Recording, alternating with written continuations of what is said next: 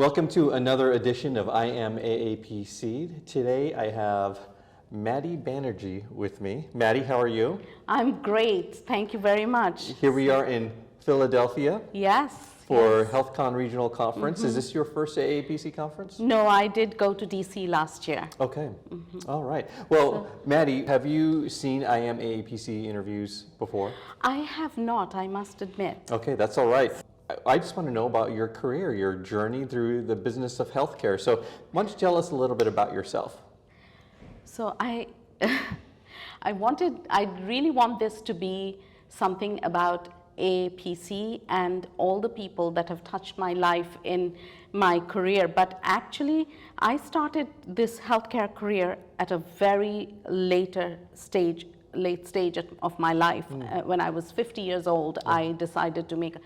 I was originally from India, and I did a postgrad master's degree in English literature and language, and then I did a postgrad in education, in teaching, from the UK.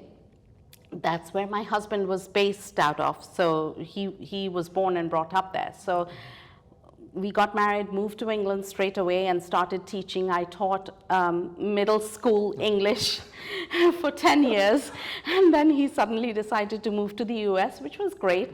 Then I had kids, so I took a break from my career, and then when I wanted to carry on with my teaching again, I realized that in Pennsylvania we were not allowed to teach with a postgrad degree from UK, and I would have to do everything all over again. So I decided, I think it's time for a career change. And my husband and family thought, this 50-year-old woman is probably going crazy. But I said, I've never done anything with science, with healthcare, anything, but I'm going to do it. Because as a child, sometimes, because I was not very good at math, I was told, science is not for you. And I wanted to prove them wrong. But to be entirely honest, if I hadn't found my local community college doing this AAPC course of medical coding and the backing I've had from AAPC right from the beginning, even before I started my career, as soon as I became a member, I had people helping me out, mentoring me. I reached out to people, and then also Lancaster, we have a great community there and full of doctors and all in our friend circle. But I didn't want to go to one of them to start my career once I got my CPC certification. I wanted to do it on my own to see if I'm able to, because I do believe that if I'm not able to do a job, then I shouldn't be doing it. And I got a job with our local county coroner's doctor's office. He has a family practice, and I worked there for a year. And then I got this opportunity to work for Pulmonary Associates of Lancaster. And I think that's one of the best things that has happened to me, apart from AAPC as well. They have been so wonderfully open to learning, and they were part of Lancaster General to begin with, but then they became Community Connect, went by themselves, and they have all been so supportive of me wanting to advance my career into doing. I started as a AR specialist, and that was again one of the really good things that happened to me, because now I can connect the dots really well. Just coding is not enough, because you need to know the revenue cycle side as well. So they've helped me connect the dots. My co-workers have been wonderful, and they've helped me out in every way possible. And now my manager is looking to put me in a formal role where so I've fixed documentations and done all the coding stuff, but I never did go for a coding title or anything, but that was my ultimate goal. I want to become a coder first, and then I want to advance my career into going into auditing or documentation expert and things like that. But I thought I need to learn first. I'm one of the more slow and steady. So I like to know that I am completely ready for the next step before I take the next step.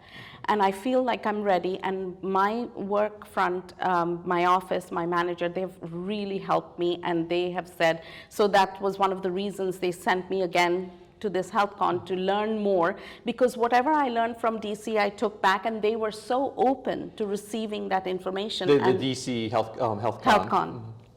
So that's how it worked, and one of our docs asked our billing manager, what is the difference between billing in the past and billing now as terms of in our office, the revenue cycle in our office? And my billing manager, first thing she said, and I'm really grateful to her for that, she said, well, ever since Maddie came by and taught us all about coding, things have been much better. The knowledge that you have learned at HealthCon, AAPC Yes. conferences, you've taken back to the office. Yes, and that's another thing that AAPC has done for me, given me so many opportunities, so many experts that I've learned from. And it's a community in itself, and it's a community where people are so willing to help each other.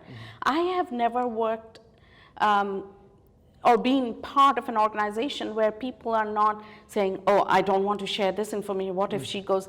AAPC has been just so wonderful for me, so I do want to say that, and I want to say how then I finally became an officer now. I served Local chapter officer. my chapter officer, Lancaster chapter officer, and I feel like my Lancaster other chapter officers, my president, Stacy, Kim, and Katie, Ash, they are the ones who should be here. They are the ones who've helped me out in every possible manner and helped me grow. So I do want to give a shout out to them too. I love that. I love that. So are you in accounts receivable now, or are you coding? I am doing both. Okay. So because I feel like there is no separate thing, they're almost connected, because when you do the accounts receivable and look at all the denied claims and things like that, you see the little denials, and you learn about the denials, and you think, oh, the attachment that they're saying they require is actually because the coding is not correct, or the documentation is not matching the level of service, something like that. So I'm doing that, and I've learned a lot from doing the AR, but now I think my manager would like to move me to more of a pure coding and auditing kind of role. Okay. When I think of literature, I think of a creative mind, and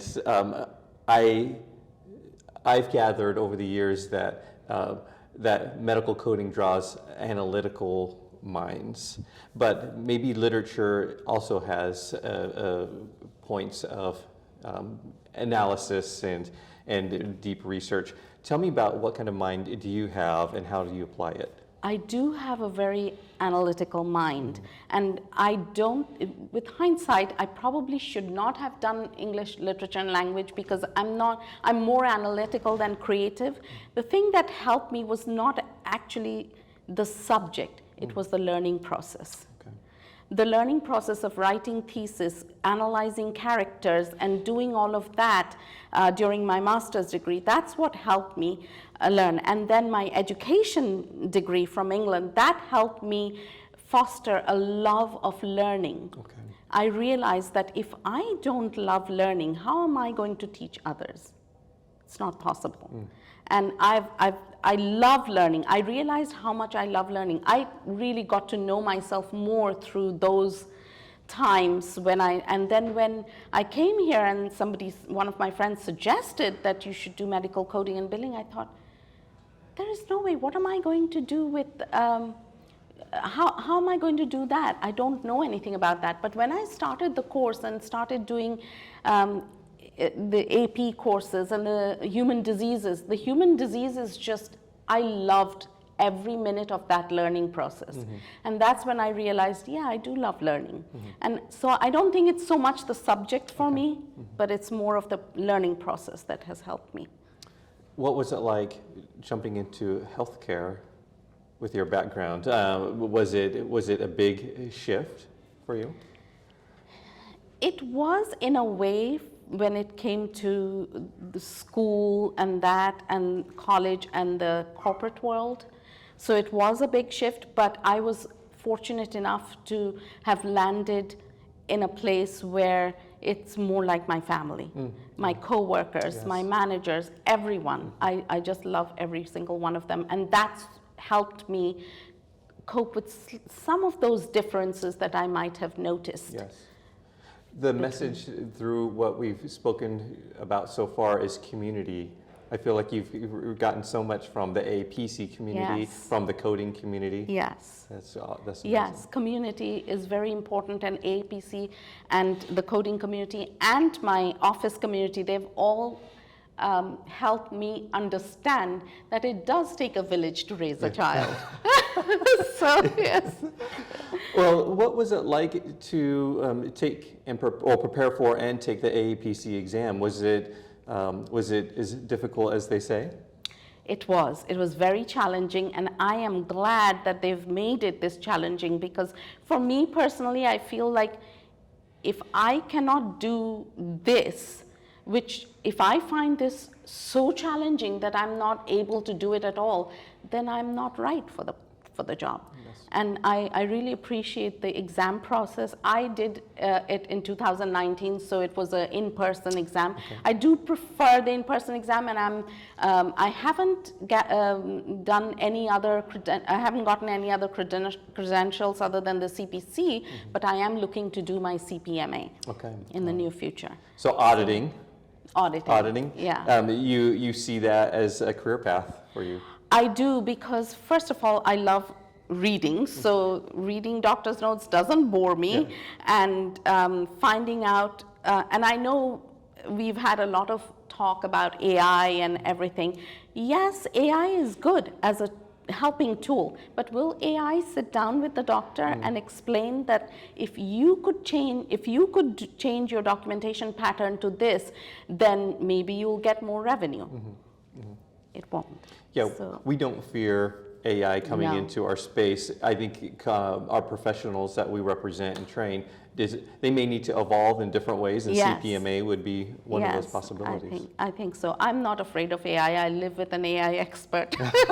My husband has a PhD in AI, so he is always telling me about AI. Yeah. And he's saying, don't be frightened. Oh, I love it. Okay, so it's not going to be like iRobot. Yeah, No, no. Yeah, stay away from the movies. So, yeah. Well, how long have you been coding for now? Since 2019. Okay. So Yes. that's when you received That's your when certification. I did my exam first and then went into a job. Okay. Because I wanted to focus on the academic side of it first. And then I learned how to apply that academic side Yes. to the real world. And you were an AR specialist while you were studying for your CPC, is that right? Or did you get that job No, after? I got the job after. Okay, all right. Yes. Yeah. And what would you say to a new coder, a new CPCA who's searching for that first position? What tactics did you use to find your first position? I applied for every single position in the healthcare world. Not just medical Not coding just or billing? medical coding. I just applied for, and I would say that please do not be afraid to apply for medical assistant, whether you're or a front desk scheduling or anything like that, because it all connects together. That's why we call it a revenue cycle, right? It starts with the front desk registration. That's front end billing we are talking about. So don't be afraid. And when I first started as a billing clerk and then went into AR, I learned so much about insurances and everything like that, that I feel like now I feel more complete.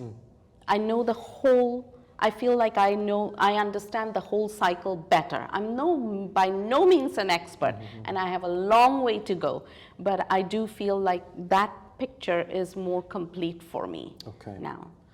I have you out of your local chapter lunch right now. Yes. But tell me about being a chapter officer. Why do you serve, and how has it helped you? So that's a really good question. I have to be honest and tell you that we were really, really struggling last year to get our chapter to elect officers, and nobody was nominating themselves, or if when we asked around about who would like to, they wouldn't. Pre-COVID, it was completely different. But I realized then that this is a huge step out of my comfort zone for me, to be able to serve as a chapter, or even to do this. Yeah. Although you'd say, you've been teaching. Yeah, they're kids. They're not that they're any less smart, but it's just something I did more naturally. But